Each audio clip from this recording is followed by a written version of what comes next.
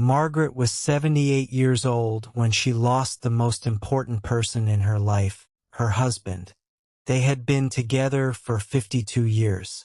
52 years filled with dreams, struggles, laughter, arguments, journeys, and most importantly, countless little moments together.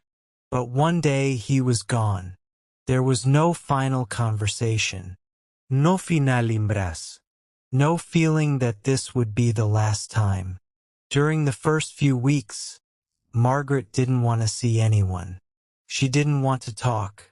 She didn't even want to remember. The house that had been filled with their voices for so many years suddenly felt painfully quiet. Everything reminded her of him. His favorite coffee cup was still sitting in the kitchen. Their old photograph was still on the table. And inside a drawer was the little notebook where he used to write about his day. Margaret thought that, eventually, time would erase those memories. But time did something different. It taught her that love doesn't disappear when someone is gone. It simply changes its form. It lives inside our memories. One evening, Margaret sat on the same bench in the park where she and her husband had spent so many afternoons together. For a long time, she simply watched the sunset. Then she smiled. And for the first time in a very long time, she whispered, "I miss you." But this time, there was more than sadness in those words. There was gratitude.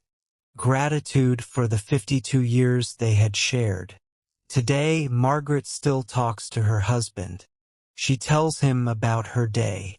She tells him when something good happens. Sometimes, she even complains that his favorite coffee still tastes terrible when she makes it. And then she laughs, because some goodbyes are not really the end. Some people leave our lives, but they never leave our hearts. And maybe that is the most beautiful thing about love. Someone may no longer be standing beside you, but everything they gave,